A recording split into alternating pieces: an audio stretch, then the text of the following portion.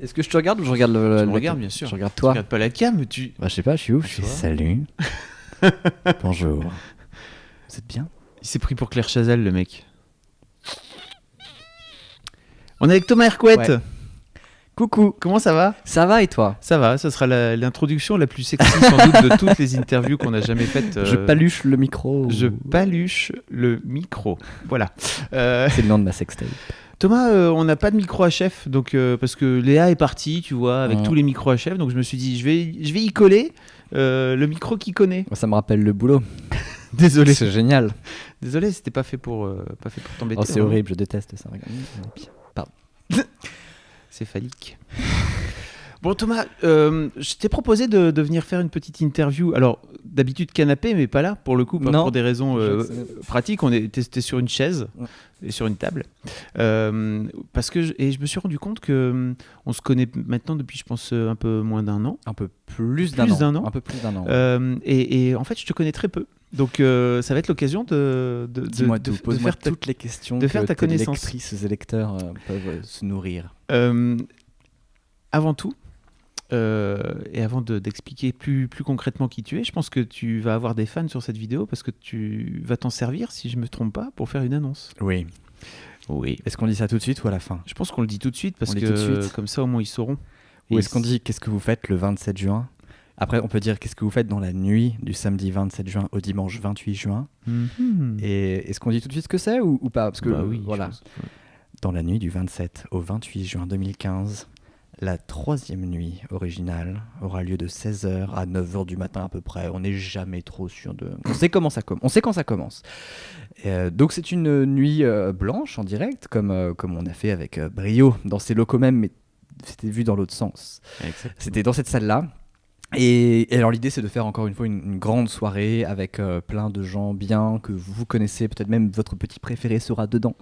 Et voilà, on va mettre tous ces gens ensemble et puis on va faire des débats ensemble, des jeux. Il y aura moins de jeux que dans la deuxième parce que je sais que vous avez dit on veut plus de débats. Et ben il y aura plus de débats. Et là à l'heure vraiment à l'écoute de ton public, Thomas. je lis mes mails et du coup à l'heure où on enregistre cette interview, je suis dans le moment fatidique où je remplis un fichier Excel avec plein de petits noms de gens qui seront là, de gens qui feront des émissions, d'autres gens que je vais pouvoir inviter. Et la chose que je peux vous dire, c'est que ça va être très très cool parce que là on a un mois de préparation. À titre de comparaison, la dernière nuit a été préparée en 15 jours. Pas beaucoup. 15 jours, ouais. Hein, c'était chaud. La deuxième était un peu genre... J'avais examen en plus à ce moment-là. C'était, voilà. Ta vie était compliquée. C'était terriblement. Et là on a un mois de préparation. J'ai déjà quelques idées de trucs qui vont vous arriver. Ça va être très cool. Je pense qu'on va essayer de topper le niveau par rapport à la Joconde et au Biche Lamar qui ont fait le succès de la deuxième édition. Si vous ne pigez pas un traître mot des références qui viennent d'être vues, sachez qu'il y aura plein de petites vidéos teaser des best-of de la deuxième nuit de 1 minute, 2 minutes que vous pourrez voir sur internet. Enfin, vous met tout ça. Puis il y aura je pense que dans l'article de la vidéo, il y a un petit visuel de la nuit originale 3. Bien sûr. Voilà, donc ce sera dans la nuit du 27 au 28 juin. Venez nombreux, venez avec vos potes. Ça sera sur YouTube, sur mademoiselle.com, sur l'original. À voir à plusieurs, entre amis, toute la nuit, voilà, dans le monde entier. Et pour celles et ceux qui seront pas là, parce qu'ils vont faire « Oh, je ne suis pas là, j'ai je sais pas quoi, mariage », parce que c'est un peu la période. Oui, c'est la saison. Il y aura un replay. Il y aura un replay, absolument. Bien sûr. Absolument. Et là, on va essayer de passer le niveau au-dessus, au niveau réalisation, au niveau son, au niveau image. Ce sera plus cool. Enfin, on va faire ça bien. Les 2 premières éditions, pour moi, étaient un peu... Tu vends du rêve, recul. T'es au courant ou pas? Ouais, déjà, j'essaie de m'en vendre à moi-même. Et puis maintenant, de le dire, tu vois, ça concrétise le truc. Je peux pas repartir en arrière. Pas reculer. Donc non, c'est fini. Non, c'est vrai que les 2 premières éditions étaient cool, mais c'était un projet qui était un peu en amateur, dans le sens où c'était des idées qu'on avait. Vas-y, on fait ça. Et c'était cool. Il y avait plein de gens, vous étiez là, c'était chouette. Et là, pour la troisième, on fait allez, c'est bon, j'ai du temps libre, je m'en occupe bien. Et on va essayer de faire un truc vraiment bien, chiadé et vraiment cool. Wow. On va faire mieux que les 2 premières encore. Waouh. Ah ouais. Bon, en tout cas, pour les mademoiselles qui regardent cette vidéo, bien sûr, vous pourrez retrouver, comme d'habitude, les lives, enfin le live sur Mademoiselle, puis il y aura un topic de forum, etc. Donc voilà, bah écoute, merci en tout cas de réserver l'annonce pour cette interview, n'est-ce pas? Ça me fait plaisir. L'exclusivité est pour nous, elle est pour nous, voilà. Vous voyez pas sa tête. Il la fera avec l'accent du Nord dans la troisième nuit. Oui, d'accord, parfait. Pas du tout. Thomas, donc effectivement, on est là pour parler de toi, pour parler un peu de la nuit originale, effectivement, mais surtout pour parler de toi. D'où tu viens? de Bretagne et Quel de âge Normandie as-tu, à la Thomas ? fois. J'ai 26 ans à l'heure où on enregistre cette vidéo. Si vous regardez cette vidéo après le 6 août 2015, je n'aurai plus 26 ans. Tu auras 27. Sauf s'il la regarde des années plus tard, c'est Internet. Mmh. Je suis né en Bretagne, j'ai grandi entre la Bretagne et la Normandie, ce qui fait de moi un produit hybride. Et est très très contesté. On n'a pas trop le droit en général. Bah oui. C'est l'un ou l'autre, faut choisir son camp. T'es quoi alors ? Je suis entre les deux, ce qui T'es pas dès breton ? le début, je suis breton normand. Je suis un citoyen du monde. T'es un fou avant breton tout. alors.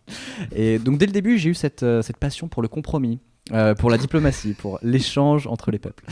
Non, plus sérieusement, ouais, enfin, j'ai grandi jusqu'à 18 ans, c'est pas hyper intéressant. Il s'est rien passé avant 18 ans ? T'as pas eu d'acquaintance avec la radio ? Avant 18 ans, non, du Ouais. tout. J'ai eu des acquaintances avec un truc qui s'appelle RPG Maker. Est-ce que tu connais ? Est-ce que vous connaissez RPG Maker ?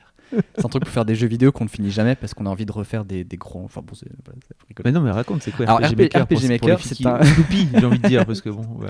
Alors pour le Snoopy RPG Maker, c'est un logiciel qui permet de faire ses propres RPG, donc les jeux à la Final Fantasy. Ok. Mais en mode Super Nintendo, les graphismes c'est en Mm. 2D, voilà. Et en fait, quand on a 13 ans, on a très envie de faire le meilleur jeu vidéo du monde. Sauf qu'on a 13 ans, on est tout seul, on sait pas écrire, on sait pas faire du graphisme, on sait rien faire. Donc on a plein d'idées folles et qui tombent à l'eau, toutes les unes après les autres. Et c'est très décevant. Mais ça permet de rencontrer une grande communauté de gens qui ont plein d'idées folles, mais qui n'ont pas encore les moyens de la concrétiser. Et c'est ça qui est cool avec l'âge adulte, c'est que progressivement, ces idées folles se structurent, elles se consolident, il y en a certaines qu'on dégage, ça s'élague, on acquiert des compétences et on peut faire des projets fous, on peut continuer à en faire. Et c'est ça qui est cool aussi avec la radio, c'est que c'est une forme d'idée folle qu'on peut continuer à faire. Alors on y reviendra plus tard, mais qu'est-ce que font tes parents dans la vie ?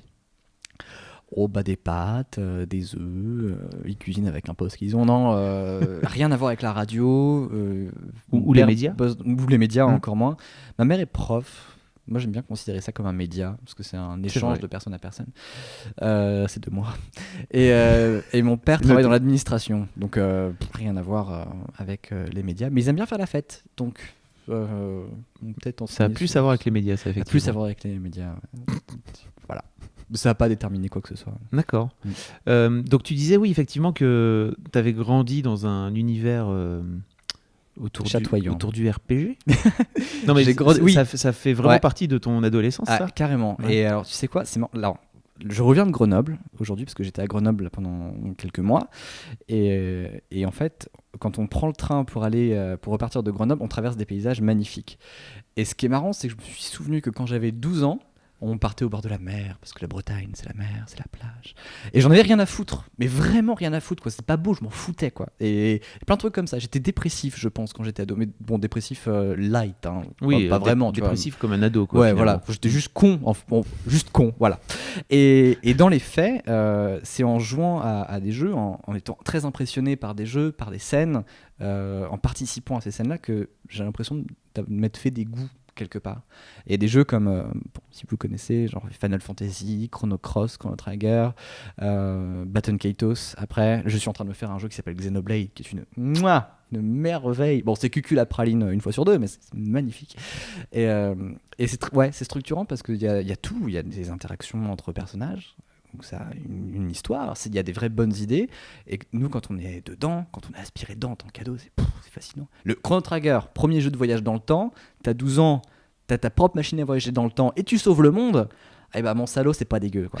Surtout quand le mec qui fait les persos, c'est le mec qui fait les personnages de Dragon Ball Z, tu sauves le monde avec Dragon Ball Z, et c'est la classe.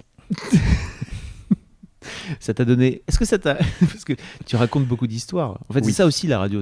Alors, on Ouais. va parler après de l'original, mais c'est vrai que on sent que tu as un vrai goût pour les histoires. Mm. T'es pas juste un intervieweur de talent. Non, mais si, vraiment, t'es très bon comme intervieweur. Merci. T'es pas juste que ça. T'es aussi un gars qui a, j'ai l'impression, bien raconter des histoires. Ça te vient de là aussi, Ouais. ce goût pour l'histoire. Non, ça a toujours été là en fait. D'accord. Je peux te confier un truc que Bah, j'ai jamais. oui. Je peux vous confier un truc que On est j'ai là pour jamais ça. rien confié. J'ai jamais confié à personne. Ma mère le sait. Mais quand j'étais gamin, un truc qui m'a fasciné, je pense que c'était un événement déclencheur, c'est que mon père gardait plein de documents d'archives d'administration nuls.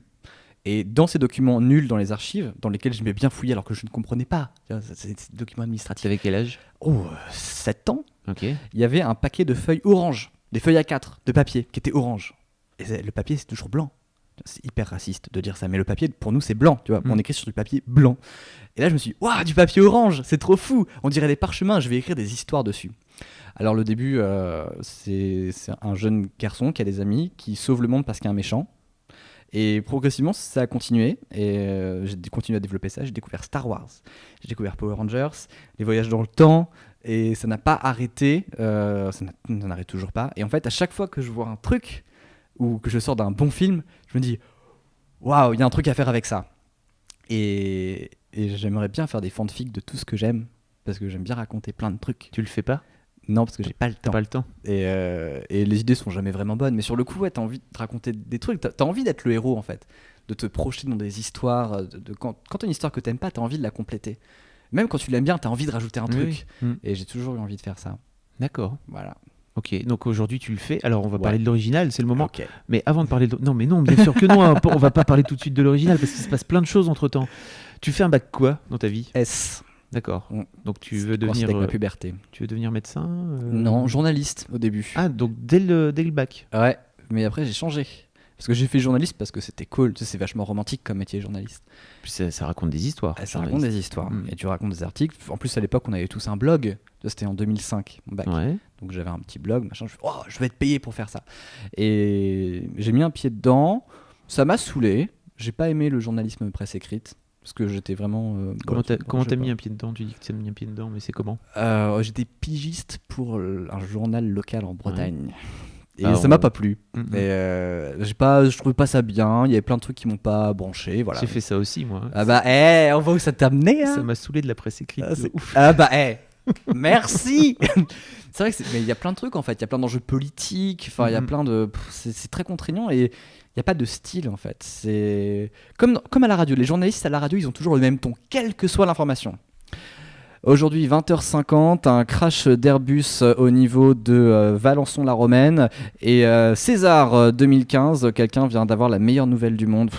Non, ça n'a pas de sens. C'est parce qu'ils sont formatés, tu penses ? Je sais pas. Dans les écoles, etc. Non, je sais pas à quelle raison. J'ai pas fait d'école de journalisme, je sais pas. Et pardon, je m'égare un peu. Non, pas du tout. Et donc, on est là pour s'égarer, Thomas. Le savais-tu ? Et après, ça m'a saoulé, j'ai fait de la géographie et de l'urbanisme. Et ça, c'est cool. Ça, c'est vraiment romantique. Parce qu'en fait, donc, j'ai fait une prépa lettres et j'étais nul à peu près partout. J'étais vraiment dans un ensemble de nullités assez générales en prépa lettres. Mais il y a des trucs que j'aimais bien. Ça te plaisait pas ou Non, j'en foutais pas une. J'ai fait ma crise d'ado à 18-20 ans. D'accord. Bon, c'est un peu à la bourre, mais non, il n'y a jamais d'âge pour faire la crise d'ado, vraiment. Et donc, du coup, je me suis rendu compte que j'ai eu cette idée très romantique et on avait un prof de philo qui nous communiquait ça, que si tu veux changer la vie des gens pour leur meilleur, si tu veux faire un monde meilleur, tu changes pas les gens. Tu peux changer leur environnement. Tu peux faire en sorte qu'ils vivent dans un monde moins pourri de fait. Et la meilleure discipline pour faire ça, c'est la géographie. Parce que tu vois comment les villes sont faites. Enfin, c'est pas l'urbanisme, c'est passionnant. Quoi. Tu regardes une carte, j'ai une demi-molle à chaque fois. Ah, t'en es là ? Ah, j'en suis là. Je suis fasciné par ce truc-là, quoi. Les cartes. Les cartes des transports, spécifiquement les cartes des transports ferroviaires. Okay. C'est mon plus gros fantasme. Mais qu'est-ce qu'elles ont de spécifique en fait ? Parce qu'elles traversent, je veux dire, les environnements. Tu veux qu'on rentre dedans ? Ok. Alors, oui, je veux en bien. fait, quand tu lis une carte des transports, tu peux deviner la politique qui a été menée derrière pour construire un pays. C'est-à-dire que clairement, quand tu as une ligne de TGV qui se construit entre Cherbourg et Paris, c'est que les mecs, ils veulent qu'il y ait de l'activité commerciale qu'il y a autour. Bien sûr. Mais ça pose plein de questions à chaque fois, parce que ça coûte une sacrée blinde, et que, a priori, si tu fais un TGV, il ne va pas s'arrêter dans toutes les petites lignes. Donc il y a tout un écosystème qui se met en place. C'est chiant, c'est pas chiant du tout, raconte. Pareil pour le métro. Comment est-ce que tu vas faire une ligne de métro ? Où est-ce que tu vas la faire passer, ta ligne de métro ? Qu'est-ce qui fait que tu vas faire que deux endroits soient connectés ? Pour quelle raison tu fais ça, sachant que ça coûte un bras ? Et un bras de titan, hein, pas un petit bras en plastique de poupée Barbie. Qu'est-ce qui fait qu'il faut une raison solide ?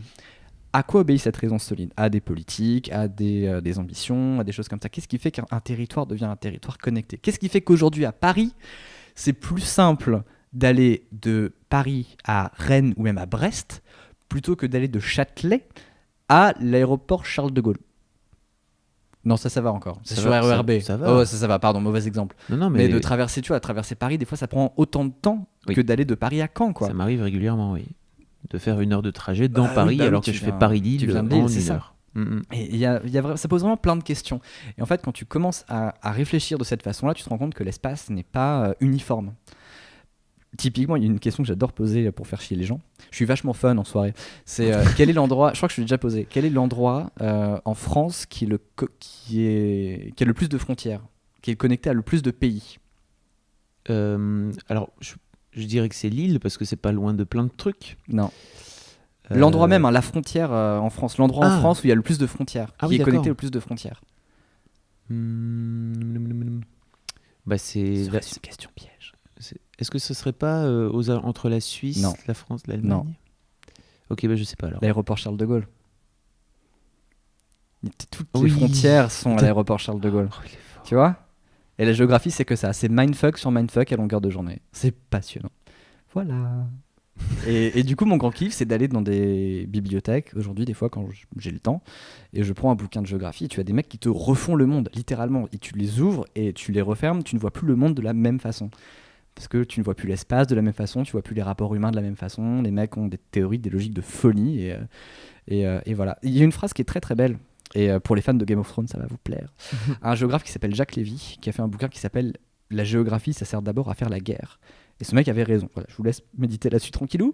Bonne ambiance dans les Master 1 de géographie. Voilà, c'est très très cool. Ok.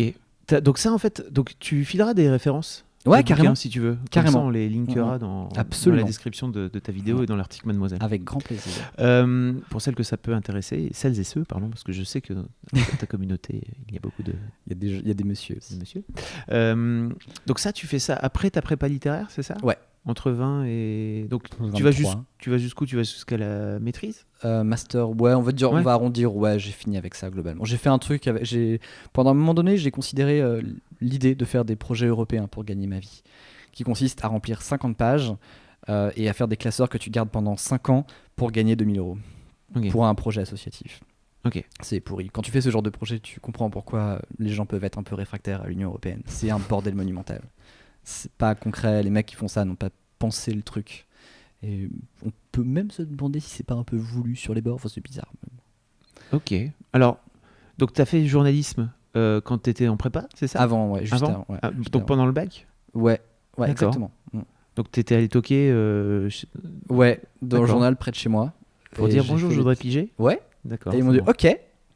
Et puis à la fin, ça m'a saoulé. Voilà, c'est pas très bien passé. Je peux comprendre. Donc, comment est-ce que comment est-ce que tu t'en viens à la radio en fait, à partir de la géographie, parce que il y a grand écart en fait, dans l'urbanisme. Alors, je suis allé j'écoutais beaucoup France Inter à ce moment-là. Quand j'étais étudiant, j'écoutais la radio tout le temps, et que France Inter et Rire et Chanson. Parce que c'était marrant des fois. Ils passaient des bons sketchs, quoi, et j'aimais bien. Et un jour, Parce que Bigard, t'as raison. Bah ouais, c'est le meilleur. Fais chier de salope. Et non, en vrai, donc j'écoutais beaucoup Inter et j'étais vraiment fasciné. Il y avait Colin et Mauduit qui faisaient l'émission à cette époque-là, Panico mange un palace, la cellule de dégrisement. Il y avait Sophie Loubière, Parking de nuit, une merveille. Et c'est une très très belle émission qui mêlait littérature, belle musique, une vraie ambiance, enfin production. Mouah. Et un jour, je suis en stage d'urbanisme et je vois une annonce, machin. Tiens, sur France Inter, maintenant, il y aura une émission où vous pourrez participer pendant 1 heure. Vous êtes invité, c'est vous l'invité star, vous les auditeurs. Je fais ok, je postule.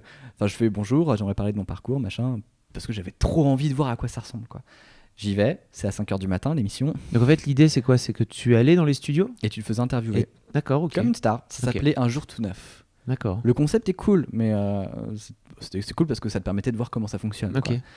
Donc tu étais déjà curieux, en fait, c'était pas anodin, quoi. T'étais vraiment curieux de ce qui se passait derrière la radio, t'étais pas juste un consommateur. Puis tu le mythifies parce que France Inter, déjà, c'est pas de la merde. Toi, quand t'écoutes ça, t'entends ton petit truc, t'es c'est trop bien et tout, tu te fais une idée gigantesque. T'as pas d'image, donc tu imagines toute la magie de la radio d'ailleurs. Quoi. Ça, on pourra en reparler, mais c'est incroyable la puissance du média en fait. Et donc j'arrive, fasciné.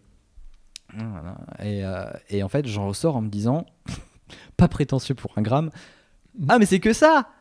En fait, faire de la radio, tu mets des micros et tu parles à des gens et tu racontes des trucs.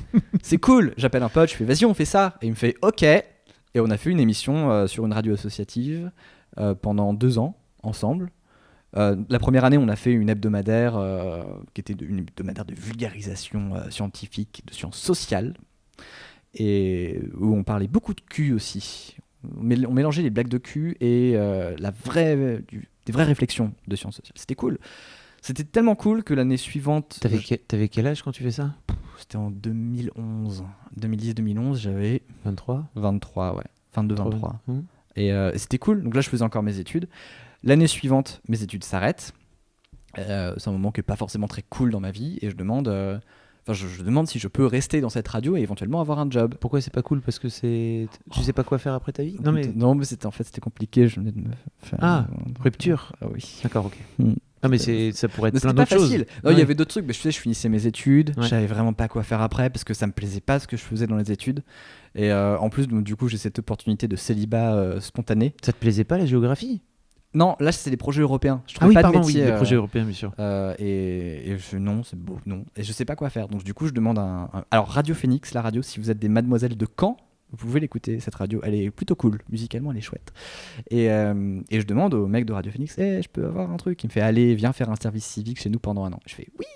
Donc j'ai fait une émission quotidienne. Radio Phoenix, c'est la radio étudiante de Caen. Pour laquelle tu bossais, ou ça n'a rien à voir ? Si, absolument. Enfin, pour laquelle tu faisais ton émission avec ton pote. Exactement. Ok, d'accord. Et donc je reste là-bas pendant un an de plus pour faire un service civique, donc une émission quotidienne par jour. C'est logique. Et donc là, une émission d'1 heure par jour sur la vie locale, machin. Et une année superbe parce que vraiment, j'ai rencontré des gens de dingue et je me rends compte que c'est vraiment ce que je veux faire, quoi.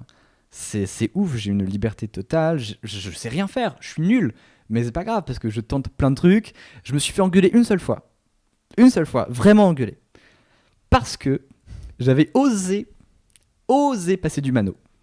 J'ai passé la tribu de Dana et c'était pas raccord avec la couleur d'antenne. C'est la seule fois où je me suis fait engueuler. Alors que des fois je parlais de mon petit poney, des choses comme ça passait. Et un jour je passe mano, et le mec qui arrive et qui me fait « Tu refais jamais ça ». Bon, c'était pour déconner un peu. La revanche, c'est que je l'ai passé à France Bleu il y a pas longtemps. Voilà. Ça leur apprendra. Ouais, exactement. Et alors l'année suivante, donc du coup, je pars à Cardiff pour refaire de la radio en anglais. Mais donc, en fait, t'es autodidacte totalement. En radio, ouais, tu commences comme ça. En radio, c'est comme ça que tu commences. Mais si, il y a des écoles de radio, non ? Ouais, il y en a. Je sais pas ce qu'elles valent. Ok. Pour dire les choses comme ça, je sais pas ce qu'elles valent. Ok. Elles ne m'intéressent pas plus que ça, parce qu'elles coûtent une blinde et que mon coffre-fort n'est pas celui de Picsou, a priori. Donc, ça peut se comprendre. Et puis, je sais pas, ça m'attirait pas. Et... La plupart des gens que tu as pu rencontrer, les professionnels de la radio, ils ont tous démarré autodidacte. Ok. Tous. Et là, c'est que maintenant qu'il commence à y avoir une offre publique, une offre gratuite de formation. Je pense à l'INA. Moi, j'ai fait des cours, j'ai suivi des cours cette année à l'INA. On y reviendra tout à l'heure. Ok, bon, allez. Arrête de tout griller les étapes. Mais on est bien avec toi, tu vois, on se confie, on dit des choses, on s'arrête plus. Oh là là, grand fou. Donc, tu es autodidacte et tu décides de partir pour Cardiff. Ouais. Pourquoi ? Doctor Who. Mais pourquoi ? Non, en vrai... il a réussi à me passer Doctor Who pour son interview, c'est sûr. Je savais que ça te plairait pas. J'en étais sûr. Non, en vrai... donc ce service civique se termine et j'ai pas d'autres perspectives. Je peux pas faire de radio en France, quoi. J'ai pas le niveau, voilà. Et puis j'ai envie de tester d'autres trucs. Okay. Et je sais que les radios étudiantes au Royaume-Uni sont vachement fortes. Elles sont balèzes, quoi. Elles sont vachement structurées. Elles ont des concours qui te mettent en relation avec des professionnels. C'est vachement encadré. Les radios campus en France, en moyenne, t'as une trentaine, quarantaine de membres. En moyenne, il y en a qui ont beaucoup moins, d'autres qui ont beaucoup plus. À Cardiff, la radio étudiante qui s'appelle Express Radio, elle a 200 membres. Un truc comme ça, c'est un bon petit machin. C'est fat. C'est un bon petit machin. Et en plus, Cardiff, c'est une ville qui est très étudiante. C'est là qu'est tourné Doctor Who, qui est tourné Sherlock, qui sont deux séries plutôt cool. Mais ce qui veut dire que c'est là qu'est le centre névralgique des fictions de la BBC. Donc professionnellement, c'est une plaque tournante. D'accord. Ouais. Les anciens studios de la BBC ont été démantelés et ont été installés à Cardiff. Okay. Dans un truc qui s'appelle Porthrigger. Imprononçable. Et du coup, j'y suis allé. Et pour financer ça, parce que c'était bénévole, j'ai fait assistant de langue de français. J'étais prof de français. Ok. C'était cool. Donc tu donnais des cours dans une école ou Ouais, dans une high school. Ok. Avec les petits cons. Alors tu vois Skins ? Ouais. Voilà. Oh, à peu près, ouais. Il y a un mec qui a porté plainte contre moi parce que j'avais daigné lui demander de se rasseoir en lui touchant l'épaule. Ah, il a dit harcèlement sexuel, c'est ça, pédophilie, tout ça. Ok. Ça déconne pas là-bas. Hein. Ils sont pas là pour déconner. Ah non. Ok, donc en fait, tu vas aguerrir ton art de la radio là-bas pendant 1 an, c'est ça? Ouais. Mais tu vas donc bénévolement. Mm-hmm. Qu'est-ce qui te fait dire, tiens, c'est là que j'ai envie d'aller? Alors, de façon très con, à l'époque, j'aimais beaucoup. Je voulais vraiment, après une quotidienne, je voulais reproduire une émission hebdomadaire. Et je voulais vraiment utiliser plein d'extraits. Plein d'extraits sonores, de plein de trucs. Vraiment un truc très produit, très bien foutu, quoi. Très classe. Et je me suis dit qu'en France, on n'a pas forcément beaucoup d'extraits qui sonnent bien. Parce que tous nos films, ils sont doublés. Et à la radio, tu passes des trucs en français, tu mets pas d'anglais dans ta radio. Bien sûr. Nos égons. Et je voulais vraiment utiliser du matériau anglophone. Et donc voilà, je barbouillais un peu en anglais, c'était bien, tu vois, les gens me comprenaient. Ils disaient « Hey, Frenchie !» Ah, hello to you. Et du coup, c'était l'occasion de faire ça et j'ai été accepté. Mais j'ai fait cette émission qui s'appelait The Detective, in which I used to talk like that. Hello, every Sunday evening, 5 p.m. to 6 p.m. I just sit in for just a quick... Oh, this is new. Un sergeur qui traîne. Voilà. Et c'était cool. Ok. Belle rencontre et tout. Ce qui fait qu'aujourd'hui, tu as un accent. Moi, j'ai découvert ton accent pendant la dernière nuit originale, donc la deuxième. Pendant.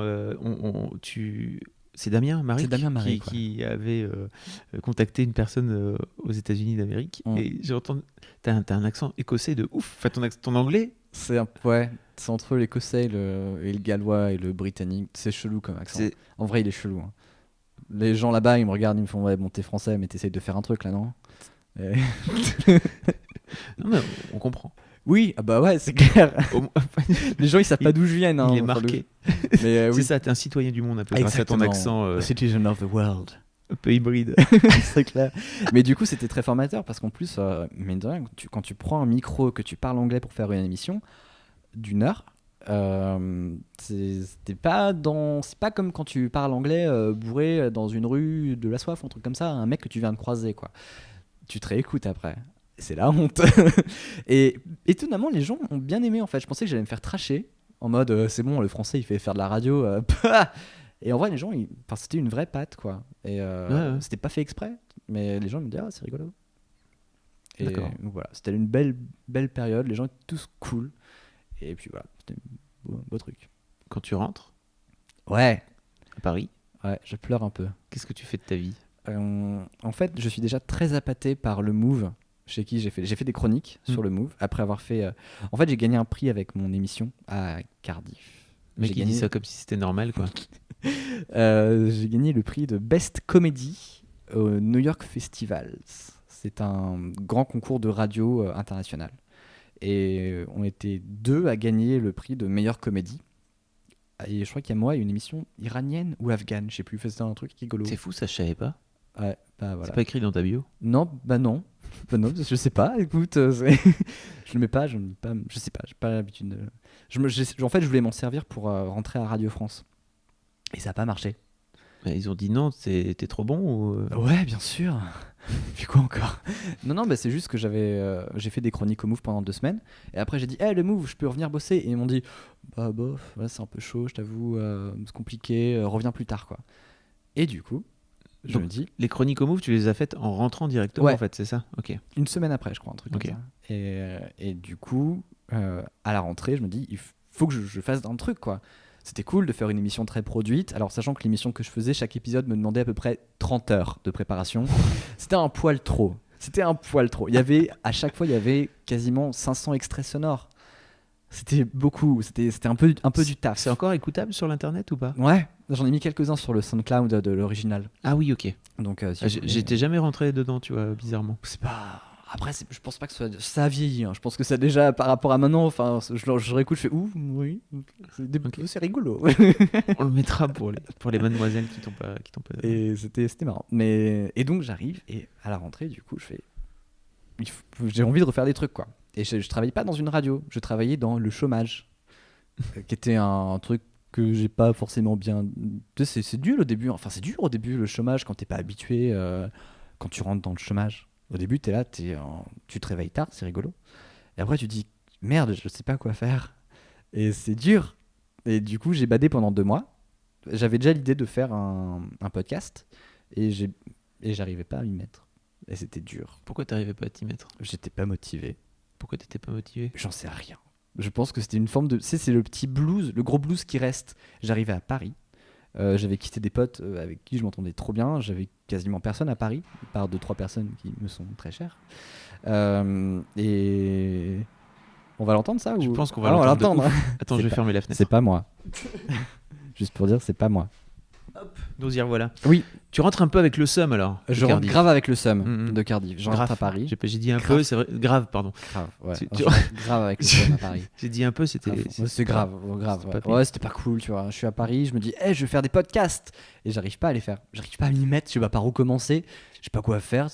Alors, j'ai créé un truc qui s'appelle l'Original, qui devait être à la base un catalogue de podcasts. Il y avait un vrai business plan derrière. Et dès le début, en fait, l'idée, c'est le genre d'idée où au début tu fais c'est trop cool, ça va marcher. Et le jour où tu t'y mets, tu découvres que non, ça va pas du tout marcher. Et tu fais ok, on a un problème.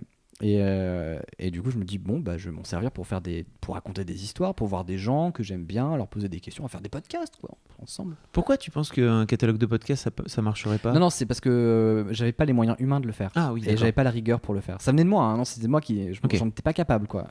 Et c'est pas du faux, j'en suis pas capable, tu vois. C'est du vrai. Je fais oh merde. Ça n'a rien à voir avec le fait de raconter des histoires. Non, non. Oui. Et pour le coup, j'étais pas prêt à ça quoi. Et je me suis dit en fait, maintenant, moi, ce que je veux, c'est faire des podcasts à moi et tout. T'as relancé l'idée ou pas? T'as relancé l'idée parce que moi je pense que ça pourrait vraiment être une super idée. Alors je sais qu'il y a des projets comme ça qui se montent et je suis ça de près. D'accord. Mais oui, des catalogues de podcasts, il y en a plein. En France, c'est un truc qui s'appelle PodCloud qui vient d'ouvrir, qui est pas mal du tout. Pour écouter des podcasts depuis son navigateur, c'est excellent.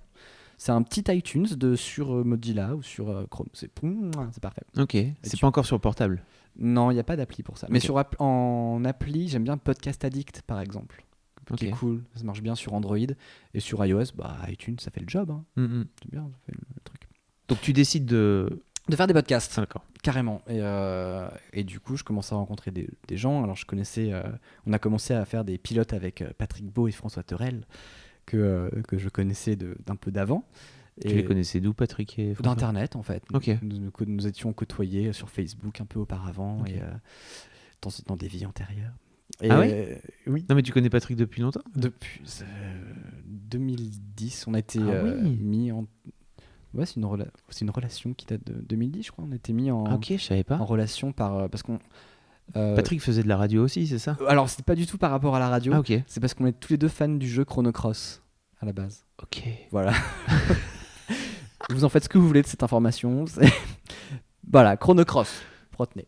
Le générique d'Exocet, je sais pas si tu vois la musique très cristalline d'Exocet, c'est une musique qui vient du jeu Chrono Cross. Ok. Voilà.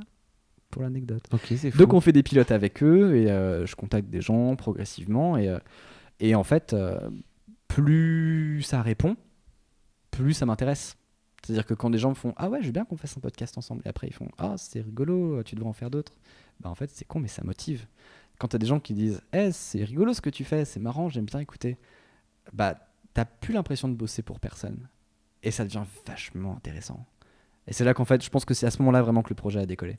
Et que je me suis dit, allez, on va faire des trucs bien. D'accord. Et voilà.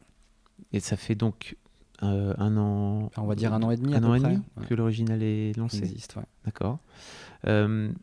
Pour parler un petit peu de l'original, de quoi ça raconte? Alors, parce que c'est vraiment hétéroclite. Hein. Ouais. C'est-à-dire que globalement, ça te ressemble vachement en fait. Ouais, bizarrement, mais non, pas bizarrement, parce que c'est ton projet. Carrément. Il y a vraiment plein de choses. De quoi donc? Alors, qu'est-ce qu'il y a? Qu'est-ce qu'on y trouve? Alors, il y a des interviews longues de 60 minutes, enfin d'1 heure, un peu plus, un peu moins, avec des gens qui font des choses aujourd'hui ou qui ont participé à la culture qu'on a aujourd'hui. Je pense que... Alors, je les aime tous d'amour, tous les podcasts, parce que tous les podcasts sont de très belles rencontres. Vraiment, c'est couillon de dire ça, mais tous... j'ai vraiment adoré le moment et j'ai toujours demandé à faire des podcasts avec des gens dont je savais que ça allait bien se passer. J'ai des souvenirs qui sont très, très chouettes, mais je pense que celui que je préfère, c'est celui avec Arnold Boiseau, qui est le papa des Minicums. Alors c'est l'un des rares que j'ai pas écouté. Alors, parce que je suis trop vieux pour les minicums, ça me parle voilà, pas. c'est le papa des Guignols de l'info aussi. Ah ok, mais je savais pas. C'est lui qui a créé les arènes de l'info et en fait ça devait être un podcast. Je savais pas du tout dans quoi j'allais parce que le mec je le connais pas. Je lui dis ce serait bien qu'on parle machin des minicums tout ça. Il fait ouais ok et on se pose, on enregistre pendant 2 heures pleines et c'est passionnant à tel point qu'en fait j'en ai la larme à l'œil au bout d'un moment quoi parce que le mec parle de mon enfance. Et c'est ça qui est cool en fait, c'est de pouvoir parler de choses qui te parlent. C'est chelou comme phrase, mais ça a un sens. Ça te réveille un truc chez toi. Tu vas pas juste exposer quelqu'un. Tu vas pas juste dire cette personne fait ça. Écoutez-la, c'est rigolo. C'est cette personne que vous allez entendre va parler de vous et elle va raconter un truc sur vous. Vous aimez ça, vous devriez écouter cette personne parce que ça va vous faire un truc quoi. Ça va vous faire un petit frisson à un moment donné. Et c'est ça en fait, les interviews longues, la moelle épinière, c'est ça. Donc voilà. Après, il y a un truc qui est un petit délire sympa que je me fais, et j'en ai pas fait depuis longtemps, c'est les Heroic Symphony, qui sont ça c'est très niche comme programme. C'est des musiques de jeux vidéo avec des morceaux de fiction dedans. Mais les musiques de jeux vidéo, c'est des versions orchestrales. Par exemple, des versions orchestrales de Mario, de Castlevania, de Legend of Mana. Et il y a un petit sketch en fil rouge entre tous les morceaux. C'est une mixtape qui dure 1 heure. Les musiques sont magnifiques. Et c'est pas moi qui les fais, donc je peux le dire. Et le petit sketch, c'est souvent une petite fanfiction autour de l'univers, par exemple. Pour Mario, c'est la dépression de Mario. Parce que Mario, il en a un peu marre, enfin il déprime. C'est chaud pour des lui. princesses, c'est la merde. Pour Zelda, c'est un très beau souvenir aussi, ça. On a une des premières collaborations qu'on a faites. Pour Zelda, on a fait un faux débat politique. Non, pour Secret of Mana. Oui, Secret of Mana. Pour Secret of Mana, on a fait un débat politique avec Patrick Beau, Adrien Méniel et Valentin Vincent, qui sont trois qui sont dans mon cœur, quoi, vraiment. Et ils se sont prêtés au jeu. On a fait un débat politique sur un univers de jeux vidéo et ça a marché à fond. Et c'était très drôle. Et ça fait il faut consommer pas mal de drogue avant d'écouter, en fait, je pense vraiment. Mais ouais, bah grave. Mais ça, je pense, c'est un peu con, mais je pense que c'est la même drogue qu'il faut pour regarder Doctor Who, quoi. Et de deux. Mais parce que c'est. Je connais pas Doctor Who, en fait, tu sais, vraiment. C'est une série qui est très inégale dans laquelle tout peut arriver. Tu vois ? Parce qu'il faut savoir que Thomas, alors si vous ne l'écoutez pas, en tout cas si vous ne le connaissez pas encore, moi, mon gimmick vis-à-vis de Thomas, c'est qu'à chaque fois, dans chaque interview, dans chaque truc qu'il fait, il va faire en sorte de placer Doctor Who. Ce qui est faux. Hein, il y en a au moins 2 dans lequel j'en Donc à chaque fois qu'il y a un moment, on en a parlé beaucoup, à chaque fois qu'il y a un moment où ça cause de Doctor Who, moi je fais, je sais pas. Gris, complètement. Non mais tu sais qu'il y a un autre podcast qui était cool, alors ça c'est encore Qui sont ces gens, donc les interviews longues, que j'ai vraiment bien aimé faire, c'est où il n'y a pas Doctor Who dedans, c'est pour ça que j'en parle. Merci. C'est celui avec sur FIP, le podcast sur FIP. Oui. On est en immersion dans cette radio géniale qui est FIP, et c'est cool parce que là pour le coup c'est quelque chose qu'on ne connaît pas forcément. FIP c'est pas la radio la plus connue, mais on écoute tous de la musique. Et FIP c'est une des radios les plus musicales qui existent. Les programmateurs de FIP ont une vraie philosophie de la musique et des rencontres comme ça qui vraiment nous parlent à fond, c'est passionnant. Voilà. Tu l'as fait en binaural ? Non. Ah non, elle n'était pas en binaural. Ah non, c'était avant. Ah, je pensais. C'était avant. Non. On en reparlera du binaural peut-être. Tu parlais de musique, mais en fait, tu as aussi un passé sombre de Dailymotionneur. Voilà. Tu le dis pas, mais dis-le. Oui. Qu'est-ce que tu as fait sur Dailymotion, Thomas ? Du piano. J'ai fait du piano sur Dailymotion. Qu'est-ce que tu faisais ? Pourquoi tu faisais des du piano ? reprises de piano sur Dailymotion. Tu l'assumes pas trop ou Si, sinon je l'aurais enlevé. Oui. Ouais, bah non, si, je l'assume. Mais c'était quand j'étais en licence 3 de géographie. J'avais un peu de temps libre parce que j'aime pas faire mes devoirs. Et alors je venais de Rennes. J'étais à Rennes à l'époque. Et à Rennes, il y a un truc qui s'appelle les Champs Libres, qui est une grande médiathèque excellente. Et au 2e étage des Champs Libres, il y a un piano à queue, un quart de queue pour être précis. Et donc du coup, tous les mercredis midi, j'allais faire du piano, un petit morceau de piano, une petite reprise, tu vois, je faisais comme ça. Alors tu filmais ouais, avec une petite caméra, juste tes mains. Ouais, voilà, c'est ça, une petite Panasonic, et puis je revenais chez moi, comme c'était sur mini DV, il fallait dérocher. Ouais, c'était à l'ancienne. Et c'était sur est-ce que tu sais sur quel logiciel je montais ça ? Sony Vegas ou Non. Windows Media Maker, c'est ça ? Windows Movie Maker. Windows Movie Maker. Ouais. Et je faisais des sous-titres C'était marrant. Il faut bien démarrer par un logiciel. Ce qui était cool, c'est qu'il y avait des mecs qui pesaient déjà vachement. Enfin, je pense à PV Nova à cette époque-là. Il y avait Cyprien aussi qui était à cette époque-là, qui faisait des trucs vraiment cool quoi, déjà à ce moment-là. Sur Dailymotion. Sur Dailymotion. YouTube en France n'existait pas ou peu en tout cas. Ouais, moins. Enfin, il n'y avait pas toute la stratégie Google derrière quoi. Donc ça se passait sur Dailymotion. Et Dailymotion avait une partie éditoriale qui était très forte où ils mettaient des vidéos en avant. Et je me rappelle une fois. La première fois que ça m'est arrivé, alors à la base, vraiment, hein, j'avais mis des morceaux comme ça pour déconner, sans m'attendre à avoir du public. Et un jour, je vois qu'il y a une vidéo qui est passée à 10 000 vues en genre 2 jours. Hein. Et c'était une reprise de musique de Final Fantasy VI, quoi. Et en fait, c'est parce que Dailymotion l'avait mise en avant. Et du coup, je me dis, oh, c'est rigolo. Est-ce que si j'en fais une autre, ils vont le faire aussi? Poum, ah oui. Est-ce que si j'en... Oh oui. Ils t'avaient repéré. Bah ouais, alors que pourtant c'était pas hyper quali quoi, tu vois, c'était des reprises un peu, c'était à l'arrache, enfin c'était pas du Mozart. Hein, mais... Tu joues du piano depuis longtemps? Ouais, depuis que j'ai 10 ans, mais tu sais, c'est à la fin, j'ai pas pris de cours. Oh, j'ai une anecdote par rapport à ça. T'es full autodidacte toi dans ta vie en fait. Non, j'ai pris 2 ans de cours, tu vois, pour être un peu sûr. Mais pour l'anecdote, ma mère m'a envoyé faire des cours de piano parce que je faisais les génériques de Pokémon au piano. Et ça l'emmerdait. Enfin, ça l'emmerdait pas, mais elle me disait, oui, alors mon copain, là, si tu veux faire du piano, c'est bien, mais Pokémon, il n'y a pas que ça, hein, donc prends des cours. Tu faisais en boucle?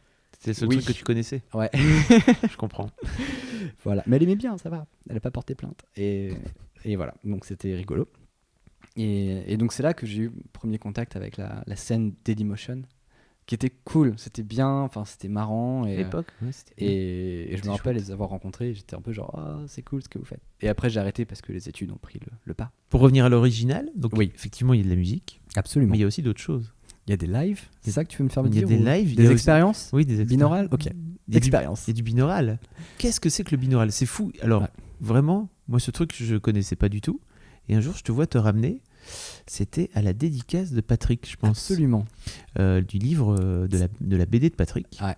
Donc on était dans une petite librairie et il y avait tous les dessinateurs qui ont participé à la BD de Patrick Baud, d'Axolot.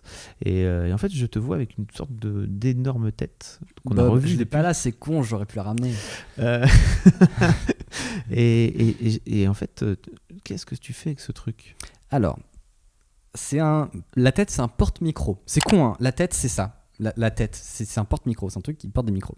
Et les micros, donc alors, sur cette tête, il y a des petites oreilles en caoutchouc. Et les micros, ce sont 2 petits trucs qui ressemblent à des écouteurs qui se mettent dans les oreilles en caoutchouc. Et en fait, ça simule une prise de son comme si on entendait en vrai. Ce qui fait qu'après, quand on écoute au casque, on a l'impression d'avoir du son en 3D. Alors que la stéréo, c'est juste, c'est un peu à gauche, c'est un peu à droite. Là, ça fait du son en 3D tout autour de nous. C'est assez fou. Hein. C'est très immersif. Quand c'est bien fait, c'est très immersif.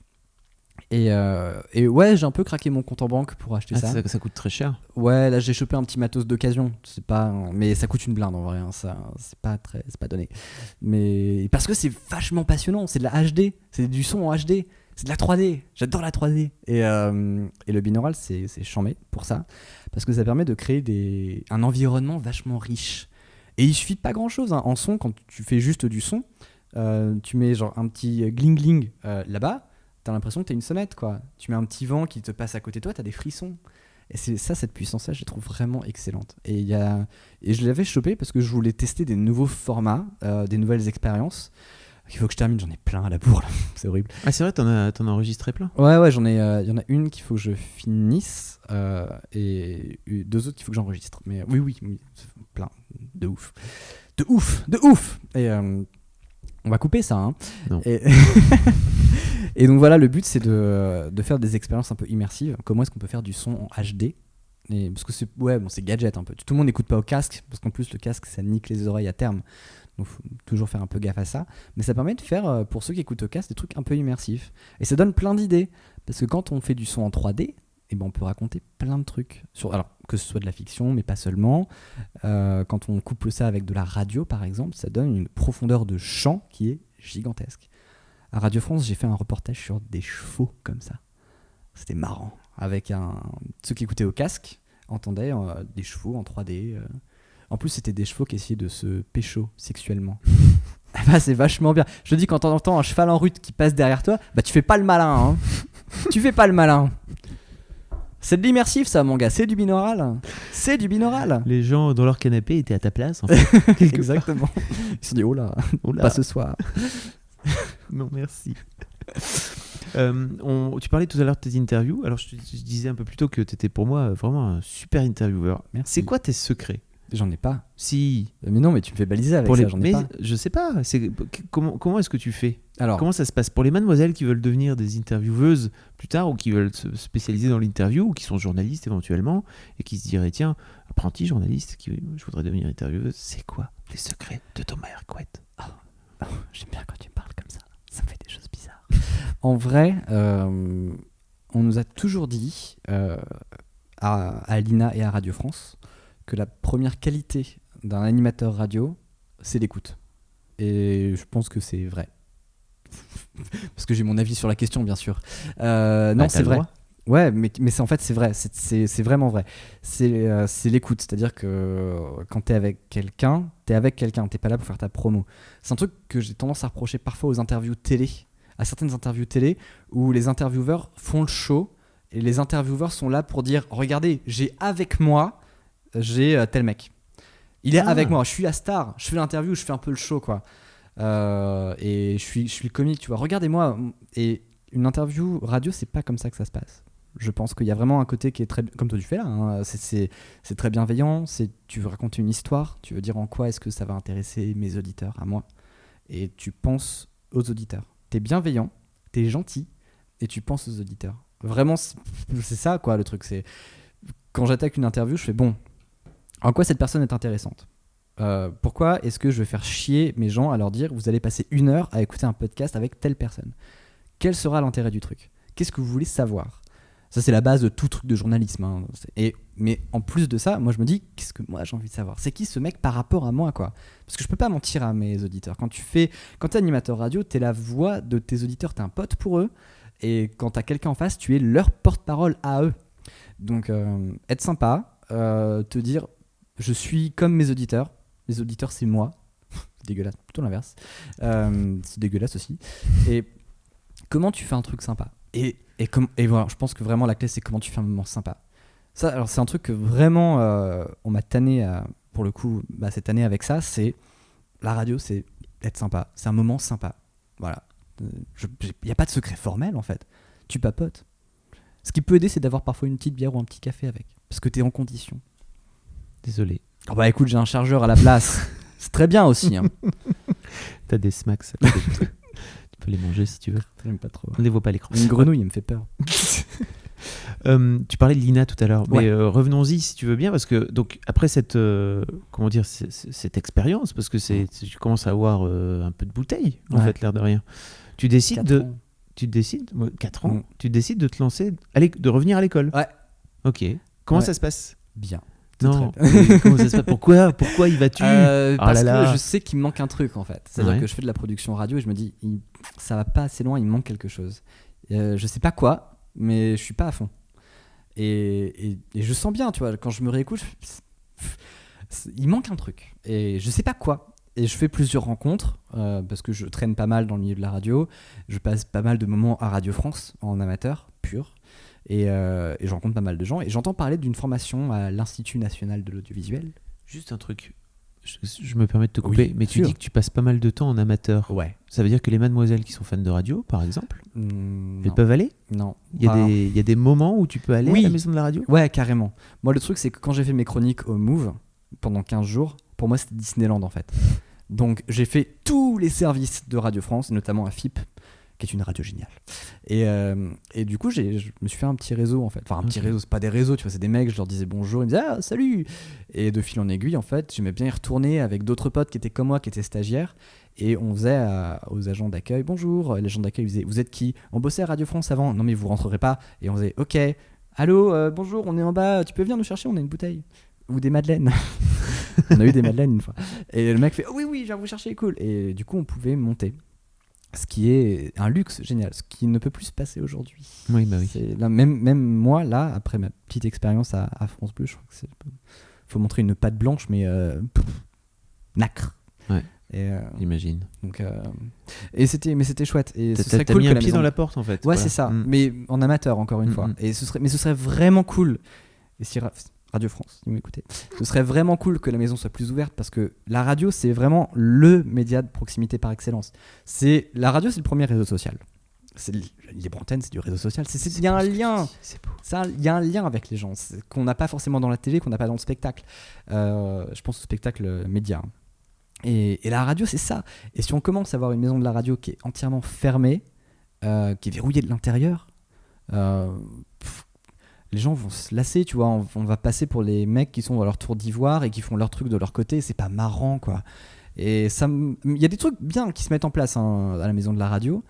Ça pourrait aller encore plus loin, en fait. À la BBC, à Londres, ils font des visites guidées qui sont excellentes, qui sont succinctes, hein, tu vois pas tout. Oui. Mais elles sont... Ça permet au moins d'avoir une idée assez claire de ce que... Grave, et c'est trop bien fait. Et je sais qu'il y en a à Radio France qui sont pas mal aussi. Mais ça, on n'entend pas beaucoup parler. Ça manque encore de trucs. Alors, peut-être que ça se met en place en ce moment, mais ça manque de trucs. Et c'est cette proximité-là qui me manque, je trouve. Donc voilà. Donc c'est ça que j'ai appris cette année, en fait. Ok. Oui, je comprends. Donc on revient. Pardon, je t'ai coupé, mais donc reparlons de l'INA, si tu veux bien. Ouais. Comment quelqu'un te parle de cette formation, c'est ça? Ouais. J'entends parler de cette formation à l'INA. Je m'inscris. Je passe un concours. C'est sur concours, dossier, il y a un petit examen, machin. Je suis admis. Et c'est une formation en alternance sur 6 mois. Et sur cette formation, il y a 5 places à France Bleu. Donc je saute sur l'occasion, je postule pour France Bleu. Et je suis comme ça pendant 3 mois, tu vois, genre. Donc je fais cacamou pendant 3 mois. Ça sera coupé ou pas ça? Okay. Jamais. Et je suis pris. Je suis pris à France Bleu Isère. Et je balise un peu parce que France Bleu, tu vois, c'est une machine qui est bien rodée. Et c'est une radio qui parle à des gens qui sont pas de ma génération. Et là, je fais waouh, chaud. Et effectivement, au début, c'est un peu coton, tu vois. C'est pas mon élément, c'est pas des podcasts sur Internet, quoi. Là, tu parles à Janine, ok, tu parles à Marcel, et tu parles à Marcel de Saint-Martin-d'Air, tu vois. C'est pas ok. Et en fait, c'est cool. C'est peut-être une des meilleures expériences de radio que j'ai jamais eues, parce que être confronté à des gens à qui t'as pas l'habitude de parler et leur parler à eux, c'est un truc qui est passionnant à apprendre, quoi. Et ce que tu peux te faire comme réflexion quand tu fais ce genre d'émission, c'est que même si les gens tu les connais pas, même si les gens ne te connaissent pas, à partir du moment où tu es sympa, où tu es souriant, les gens vont être sympas et souriants avec toi, et ils vont déconner avec toi, et ils vont être marrants, et il va y avoir un bon moment qui va se créer. Et si ça se trouve, les gens, c'est ça qui est de la pensée un peu horrible, c'est que ça se trouve, il y en a dans le lot qui sont les pires frontistes qui existent. Il y en a qui auraient voté Hitler, quoi. Mais tu t'en fous, c'est pas la question.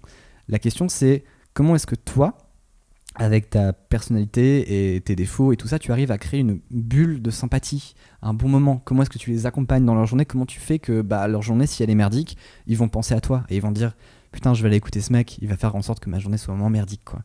Et ça, c'est ce que tu apprends à l'INA et ce que tu apprends à Radio France. Ça fait un peu pipeau cliché Miss France, mais c'est vrai. Je pense pas, ouais. C'est tellement un média de... Tu apprends t'es confronté à des gens qui n'est pas ton peuple. Je connais très peu de gens sur France Bleu qui soient des fans inconditionnels de Baton Kaitos en version import sur Nintendo GameCube, tu vois. Et même de Doctor Who. Même de Doctor Who. Ah, j'ai quasi une ou 2 fois, Doctor Who. Mais tu peux te marrer avec eux quand même. Tu peux t'amuser, il y a des blagues et en fait parler aux gens, leur sourire. Et c'est un super truc, c'est une superbe expérience. Et voilà, je vais en refaire un petit peu là cet été parce que c'est un contact qu'il faut toujours un peu garder. Mais c'est un truc qui est très riche et si vous écoutez les podcasts d'il y a 1 an et la 3e nuit originale qui aura lieu là, moi je sais qu'en réécoutant je verrai la différence, quoi. Et c'est pour ça que j'ai fait des lives aussi. Ouais. Il faut qu'on parle. Pour moi c'était un exo, c'est un exercice, quoi. Parce que j'avais pas de contact direct. Quand on fait de la radio, c'est facile de pas avoir de contact direct. T'es dans ta chambre, tu fais de la production, les gens ils sont pas là. Et si ça mord, c'est bien, quoi. Et en faisant des lives, t'as des gens en direct au téléphone avec toi. Et t'as toutes les histoires possibles et imaginables. Et je peux dire que la première fois que t'as une histoire d'une fille qui te fait « Hey, je t'appelle, mais ça va pas très bien », t'es waouh, ok. Alors là, bon. Et en fait, ce qui est marrant, c'est qu'à ce moment-là, t'as pas d'autre choix que d'être sincère. C'est-à-dire que t'as pas d'autre choix que de dire « Bon, je sais pas comment réagir parce que je suis pas à ta place. Mais ce que je peux dire, c'est que tu viens quand tu veux. Et nous, on est là pour toi. Et voilà, je vous regarde s'il y a des gens qui veulent réagir. Vous nous dites, machin. Tu me dis ce que tu veux. Est-ce que tu veux qu'on réagisse, ce que tu veux pas. Et ça te met dans une position d'écoute, encore une fois, qui est hyper importante. Et donc voilà, c'est ça. Si vous voulez faire de la radio, l'écoute, c'est tout. En plus, je pense que c'est pas forcément une qualité qui est propre à la radio. C'est une qualité qu'il faut acquérir dans la vie, en fait. Ouais. Ça t'aide à être une meilleure personne, je pense, globalement. Ouais, je pense essayer aussi. de comprendre comment fonctionnent les autres. Bah ouais, c'est clair, mais c'est pas à l'école que t'apprends ça, quoi. Ah, ça, c'est sûr. Et en fait, c'est horrible d'arriver à ce constat-là, quoi. C'est pas à l'école que t'apprends à écouter les gens, quoi. C'est dur. Je pense que si l'école apprenait la vie, ça serait peut-être mieux, en fait. Mais ouais, bah. Cours de vie. Bonjour, cours de vie. Aujourd'hui, cours de vie. À quoi ressemblent les examens d'un cours de vie? Qu'est-ce que tu fais comme contrôle? Je pense pas qu'il y en ait, en fait. Il y a des bisous. Tu peux pas être évalué sur la vie. Il y a des câlins. Alors, j'ai encore 2 trucs dont je voudrais te parler. Oui. Un, tout à l'heure, on parlait de la magie de la radio. Ouais. Et du fait qu'il n'y ait pas d'image. Grave. Et etc. Moi, il y a un des trucs qui m'a le plus choqué. Alors, je suis vieux, je suis désolé, mais... non, tu ne le fais pas. Si, je suis vieux. Alors, tu es frais comme un gardon. Moi, je fais partie des gens qui ont écouté Coé à la radio. Ouais. Énormément. Tu sais qu'il est toujours à la radio. Hein. Bien sûr, je sais. Non, mais qui l'ont écouté à l'époque où il était qu'à la radio. Ouais. Où sa tête n'existait pas nulle part. Et en fait, le jour où j'ai vu sa tête, je me suis dit, oh mon Dieu, merde. C'est cette tête qu'il a. Ouais. Et en fait, je trouve que c'est vraiment un truc un peu spécifique de la radio. C'est-à-dire que, alors, ça existe de moins en moins, je pense, parce que les réseaux sociaux, il y a des photos, etc. Ouais, mais à l'époque, ça n'existait pas. Qu'est-ce que tu as à me dire sur justement cette magie du... Parce que toi... Du son ? Ouais, c'est ça. La limite, bon, toi, ta tête, plus ça va, plus on la connaît. Tu fais des lives sur YouTube, tu fais la nuit originale, etc. Donc ta tête n'est plus un secret pour personne. C'est bizarre. Oui.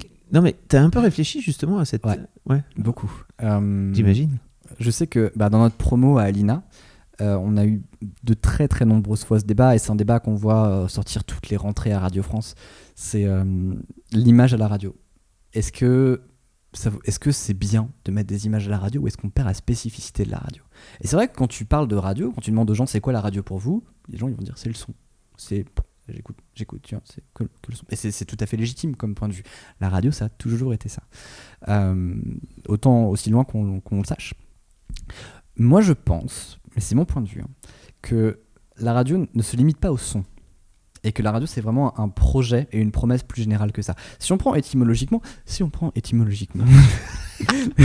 J'aime bien quand tu bascules un peu les épaules et tu lèves le doigt. Si on prend étymologiquement le sens du mot radio, radio, ça veut dire à distance, je crois. Ça ou spaghetti bolognaise, mais je crois que ça veut plutôt dire à distance. Norvégien, je crois que c'est ça, si je me plante pas, je crois que c'est... School of Story. Mais non, tu es c'est du suédois, merde. Ok, donc la radio, c'est les radiocommunications, c'est de la communication à distance, je crois, je sais plus. Bon, on s'en fout. Le son est un médium, au premier sens du terme. C'est un canal, c'est un tuyau en fait, c'est un tube. Qu'est-ce qui fait la radio aujourd'hui, quoi ? Qu'est-ce qui fait que la radio, c'est pas de la télé ? C'est une question qu'il faut se poser aujourd'hui, parce que l'image, t'es obligé d'en avoir maintenant. Enfin, il y en a partout, que tu le veuilles ou pas. La question qui se pose, c'est pas est-ce qu'on veut de l'image, c'est qu'est-ce qu'on veut comme image.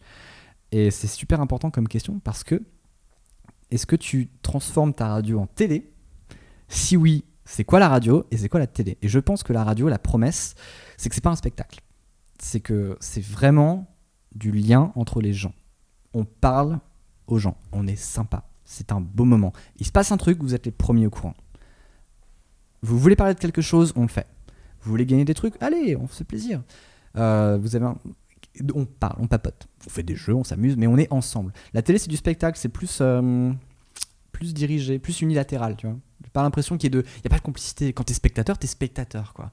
Quand t'es auditeur, t'es souvent appelé à participer.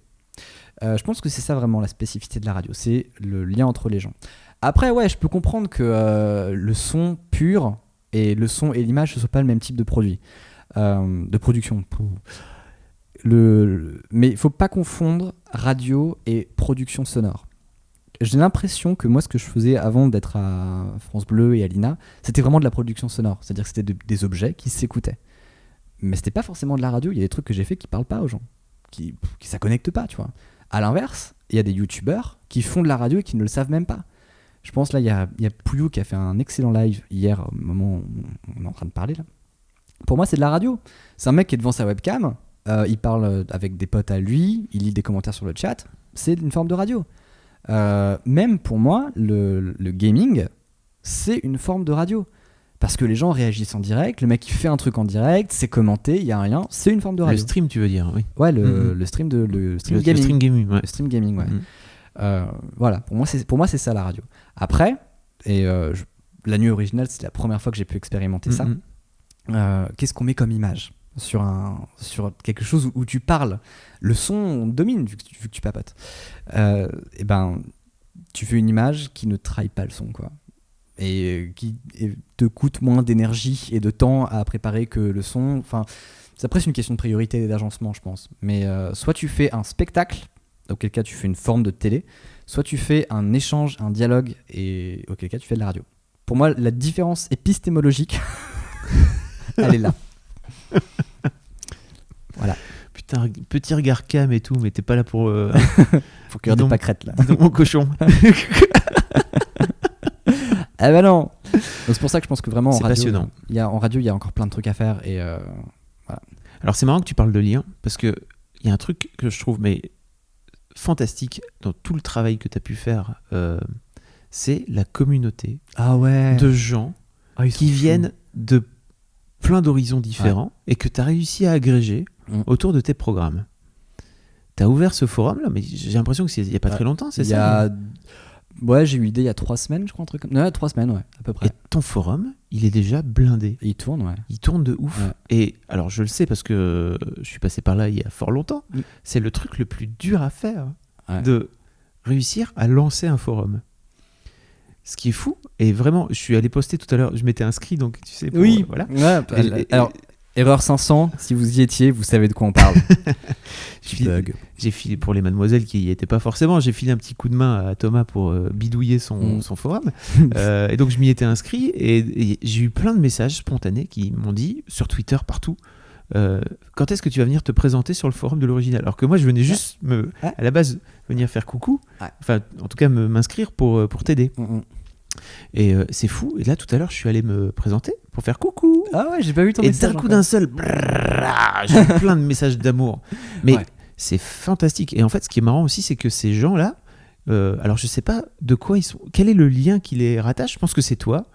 Et ils sont devenus ultra fans, par exemple, des lives qu'on fait sur Mademoiselle, l'émission, etc. Ils sont là. À chaque fois qu'on fait une émission, je commence à les capter. Tu les vois. Ils sont là.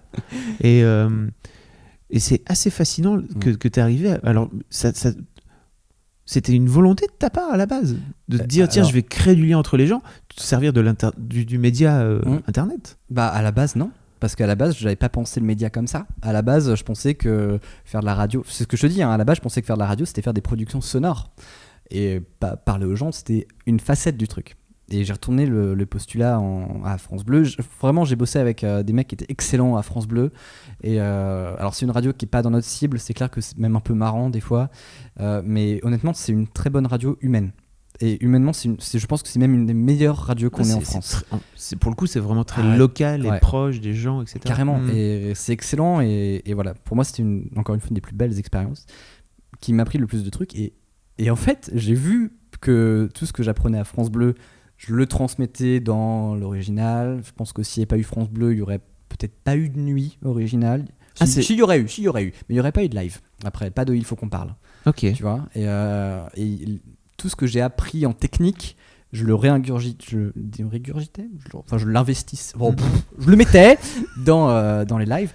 Ce qui fait que progressivement, naturellement, en fait, des gens sont restés. Et moi du coup j'aurais fait c'est cool les gars, mais merci d'être là et c'est chouette, venez on participe, on fait des trucs machin, et j'ai plein d'idées à faire parce que quand t'as des gens qui viennent, qui restent, bah en fait ils ont commencé à être demandeurs et à dire j'ai envie de faire ça, j'ai envie de faire ça, j'ai envie de faire ça, et je fais oui grave, à fond, faisons plein de trucs ensemble. Et du coup en fait je me suis rendu compte il y a un mois que le site ça faisait genre 6 mois que je l'ai pas mis à jour, et je fais merde, il faut un truc, faut le remplacer. Et j'ai commencé à faire un forum en me disant allez, est-ce que les gens vont remarquer machin, et à peine le forum installé, je reçois des mails, je fais oula, il y a une petite modification là. oui, et ça a commencé à prendre, j'ai installé des rubriques, j'ai eu des retours très vite que j'ai automatiquement pris en compte. Et ça grandit. Là, à l'heure où on parle, ma grande frustration, c'est que j'ai eu plein de boulot ce dernier mois, donc j'ai pas eu le temps de trop m'en occuper. Mais on a plein de projets et j'ai vraiment envie de les intégrer. Tu sais quoi ? Le slogan de France Bleu Isère, de la matinale de France Bleu Isère, et je pense le slogan qui veut tout dire sur la radio, c'est la matinale, c'est l'info au service des Isérois. Et je pense qu'une radio, c'est vraiment ça, en fait. C'est un média qui est au service de gens. Et je voulais vraiment faire ça. Je voulais vraiment que l'original passe de je vous fais des trucs, regardez, c'est beau, à je vais parler de vous. Et j'ai envie qu'on fasse des trucs ensemble. Je suis à votre service. Vous voulez qu'on parle de quelque chose ? Il y a des choses qui vous préoccupent ? On en parle. On fait un truc ensemble. Et c'est ça ce que je voulais vraiment mettre en place. Alors, pour l'instant, je suis trop content parce que ça marche. Les gens sont vraiment bienveillants. Ils sont tous gentils, adorables. Et il n'y en a pas un qui est pète-couille. C'est ça qui est génial. Il n'y en a pas un qui est pète-couille, quoi. Ils sont tous charmants. Vraiment, ils ont, dit-il énervé, ils sont tous gentils. Non, mais vraiment, c'est une communauté qui est géniale et c'est un vrai plaisir de prendre du temps quand je me fais chier. Non, jamais chier. Mais quand je reviens d'une journée qui est un peu pénible, je regarde sur le forum et je fais c'est cool, ok, ça les intéresse. Je mets ça dans un coin de mon crâne. Et je me dis, il y a un truc à faire avec ça. C'est né en fait à la fin de la première nuit originale, en fait, quand dès le début on a eu des il n'y avait pas assez de filles. Ça on n'a pas eu assez. J'aurais bien aimé qu'on ait ça. Tu vois, des commentaires qui sont juste des petits souhaits, des gens qui disent tiens, j'aimerais bien. Pour que ce soit mieux, ça serait bien que ce soit comme ça. Ouais, tu vois, des trucs que tu peux ne pas prendre en compte. Ça dépend de ta démarche. Et là, du coup, la radio est un métier qui est hyper flexible et qui est très rapide à mettre en place aussi. Tu peux faire un podcast, tu sais, une émission de radio, t'installes 3 trucs, boum, allez hop, c'est parti, quoi. Et on a la chance de pouvoir faire ça. Donc voilà, j'ai envie que l'original, ce soit un média au service de gens qui peuvent trouver des originaux. Ils s'appellent comme ça. Comme ça, ouais, mais c'est rigolo, quoi. Et j'ai envie que ce soit un espace sympa, de liberté, où les gens peuvent, s'ils sont contents, qu'ils puissent le partager, et si jamais ça bade, qu'ils puissent trouver un truc pour se réconforter. J'ai une culture qui est très forum aussi. Enfin, j'ai grandi sur des forums. Mon adolescence, j'ai passé sur des forums, et ça m'a ramené plein de potes que j'ai toujours. Et un espace de liberté comme ça, avec un média derrière, c'est marrant, ça me rappelle un magazine dédié aux femmes, je sais plus qui. Je vois pas très bien. J'ai pas entendu parler. Mais voilà. Ok, c'est vraiment cool. Et alors, ce qui est très marrant, c'est que, alors, je sais pas comment les gens l'ont vécu depuis leur canapé, ou je sais pas où ils étaient installés, mais cet esprit-là, t'as réussi à l'inculquer dans la nuit originale. C'est vrai. Mais vraiment, c'est-à-dire que dès le premier numéro, pour moi, j'ai senti qu'il y avait un truc, un lien. Il y a plein de gens que t'as invités que je ne connaissais pas, que je connaissais, mais avec qui j'avais jamais vraiment parlé et tout. Et il s'est passé un truc un peu bizarre. Enfin, en tout cas, moi, je l'ai ressenti comme ça de l'extérieur, enfin de l'intérieur, mais extérieur, où d'un coup d'un seul, il y avait un truc qui autour de toi, qui t'avait réussi à graviter un machin. Non, mais à faire graviter des gens. Alors effectivement, c'était perfectible. Enfin, tu vois, oui, carrément. Il y avait peu de filles, la première et tout. Wow. Moi, je lui dis, mais machin. Non, mais ouais, mais voilà. C'est toujours perfectible. Et ça, c'est vraiment très cool. En revanche, l'esprit de vas-y, viens, on fait un truc rigolo tous ensemble. Ouais. Pour moi, ça vient de toi, en fait. C'est très marrant. C'est quoi ? Oui, alors c'est très flatteur. Parce que tu l'as. Non, mais tu l'as inculqué et. Ouais. Je veux dire, il y avait pas de. Pour moi, il y avait pas de faux semblants, en fait. Tu parlais d'honnêteté tout à l'heure, et c'était une nuit où en fait les gens derrière leur micro, ils disaient des trucs vrais, en fait. C'est ça, mais ça, c'est vraiment un truc qui manque. Je trouve qu'il n'y a plus de libre antenne. Il n'y a plus de vraie libre antenne. Et c'est un projet qui est cool. Enfin, je sais que j'en ai parlé à des gens à Radio France. C'est un truc qui enfin, dans l'état, tu vois, c'est un projet qui ne pourrait pas forcément arriver sur des radios officielles. Alors que putain, quoi, la libre antenne, c'est ce qui a fait le succès de la radio dans les années 90. Et il y en a plus. Tu sais, les libres antennes, maintenant, c'est 3 personnes qui parlent de cul, quoi. Mais qui parlent de cul de façon un peu grasse. Et puis t'as le mec qui est gentil, t'as la meuf qui fait. Non, t'as le mec qui est trash, le présentateur, et t'as la fille qui fait oh bah non, les gars, vous êtes un peu méchants, attendez, on va l'écouter. C'est très codifié. Et alors que dans le libre antenne, il y a le libre, quoi. Et on peut faire plein de trucs. Ça veut pas dire faire tout et n'importe quoi, ça veut dire faire plein de trucs. Et donc c'est cool. Enfin, moi j'étais vraiment le premier surpris. Et je pense que je me rappellerai toujours du moment où je reviens de la première nuit originale, où je m'éclate dans le lit et où ma tendre moitié est là aussi. Et il s'est passé un truc, quoi. Et on s'envoie des mails avec les participants en disant il s'est vraiment passé un truc, quoi. et c'est cool. Je suis vraiment heureux de faire ça et je suis heureux de le reconduire. Et on s'est dit avec quelques personnes que c'est un truc qui resterait toute la vie. Et j'espère que, putain, pour la nuit originale 42, il y aura toujours le même esprit et il y aura toujours on aura changé, tu vois, mais on aura grandi. Mais si on peut grandir ensemble, si on peut être une sorte de famille, tu sais, les meilleurs potes qui se voient une fois tous les 6 mois, si on peut mettre ça en place et que à chaque fois, vous y êtes, franchement, on aura gagné un truc de dingue. Et c'est con parce que c'est juste un moment, mais c'est un rendez-vous fou, c'est un projet fou de base. Et voilà, moi c'est dingue. J'en suis le premier halluciné et voilà, je pense qu'à la 3e ça va être pareil. Le stress au moment d'appuyer sur Start Screening va être le même et le sentiment de vide total et tellement heureux quand on fera Stop Screening Stop Streaming sera le même aussi. Mais voilà, c'est ça. Ça manque de libre antenne, ça manque de liberté, de passion. N'était-ce pas Zaz qui disait « Je veux de l'amour, de la joie et de la bonne humeur ». Tu viens encore de regarder la caméra? De quoi? Tu viens encore de regarder la caméra de façon très étrange. Bon, écoute, je pense qu'on a fait le tour. Je sais pas depuis combien de temps on est ensemble, Thomas, mais je pense que ça fait longtemps, en fait, parce que mon timecode est nul là, sur cette caméra, je ne saurais dire. En tout cas, c'était passionnant. Ouais, vraiment. Merci à toi. Et je suis vraiment ravi de me dire, tiens, en fait, on se connaît depuis tellement longtemps. On se connaît depuis longtemps avec Thomas, mais on se connaît pas. Si longtemps, hein. On se connaît pas. Donc voilà, j'ai appris plein de choses sur toi. J'espère que les mademoiselles et puis aussi les gens qui te suivent sur l'original, on aura appris un peu plus sur toi aussi. Ouais. Et puis je te donne rendez-vous 27 juin. Voilà. 27 Est-ce qu'on peut faire un peu de name dropping d'invités pour la fin? Tu as déjà des noms? Ah, j'ai déjà des Coquinou. noms. Allez. Je vous donne 3 mecs. Ou 3 mecs. 3 mecs. T'as des filles ou pas? Pas beaucoup pour l'instant. Et voilà, c'est toujours pareil. Non, mais parce que. allez, je vous donne 3 mecs, une fille, mais la fille sera pas tellement une surprise pour l'instant. Tiens, bon, allez, je vous donne. Donc Patrick sera là. Oh oui. Patrick. François Terrel sera là. Oh oui. Il était pas là à la 2e? Non, il était pas là à la 2e. Qu'est-ce que je peux vous donner comme 3e nom? Allez, Aude Conny-Coubert sera là. Oh, elle sera là avec son Aude qui s'est cassé. Elle m'a dit qu'elle viendrait peut-être. J'espère pour elle qu'elle pourra venir. Et il y aura d'autres gens. Voilà. Il y aura toi aussi. Et par contre, je me permets de lancer le truc parce que là, je sais pas quand cette vidéo va sortir. Très vite. Elle sera bien sortie. On s'en fout. Oui.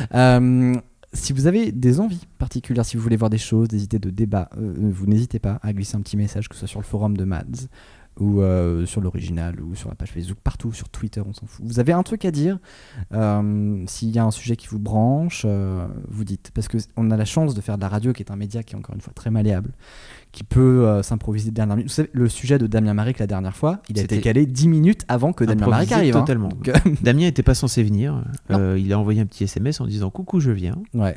Voilà. Welcome. Voilà. Et je peux vous dire qu'il passerait peut-être aussi. Et c'était son sujet était assez fou. Mais bon, c'est Damien Maric. Ouais, c'est Damien Maric aussi. Cette personne. Donc voilà, c'est une nuit originale, c'est la vôtre, vraiment. Donc si vous avez quoi que ce soit, vous faites remonter. Puis moi je verrai si ça colle, si ça colle pas. Et si ça colle pas, on trouvera peut-être d'autres formes. Mais en tout cas, si vous avez... C'est votre nuit aussi. Tu feras peut-être un peu plus de libre antenne aussi. Il y aura carrément de la libre antenne à fond. Les gens pourront appeler. Ah ouais, si vous avez Skype ou un numéro de téléphone, vous serez sûrement sollicité. C'est trop bien. Grave, en plein, tout le temps. Parce que t'as pris un peu de skills sur le live. J'ai cru voir. Je sais comment ça fonctionne. Par exemple, il y aura plus d'appels où on n'entend pas le mec. Par exemple. Et donc voilà. Mais dans le monde entier où vous soyez, c'est de 9h... Non, de 16h à 9h. 16h donc, de Paris. Heure de Paris, de 16h du soir à 9h du lendemain matin. Donc vous revenez de soirée, vous branchez, vous nous passez un petit coup de fil, un petit message, machin. Il y aura de quoi faire. On sera avec vous. Merci. On va terminer sur ce doigt face à la caméra. Très étrange. Un grand merci Thomas d'avoir été sur Mad. C'était trop cool. À bientôt. Salut. Enfin, elle est là sur Mademoiselle. Bonjour. Depuis le temps que vous l'attendiez en interview. Ou pas, ça se trouve. Si. J'ai eu des demandes. Figure-toi. Regarde, je vais te remonter un petit peu. Hop. J'ai eu des demandes de Mademoiselle qui m'ont dit à quand Natou en interview sur Mademoiselle. Ça me fait très plaisir. Moi je dis ah non, on l'aime pas. Elle aime pas. Oui, c'est vrai que là je sais que c'est une interview qui est très longue et j'en fais pas souvent. Ouais. Et d'habitude je suis assez mal à l'aise. Ouais. Mais là je me dis il faut se lancer. Il faut se dépuceler de l'interview, se lâcher, se laisser aller. Donc je suis là sur ce canapé. Et s'il y a bien un endroit où tu peux faire une interview à la cool, c'est sur Mademoiselle. Oui, c'est vrai. Donc welcome. Hein. Merci.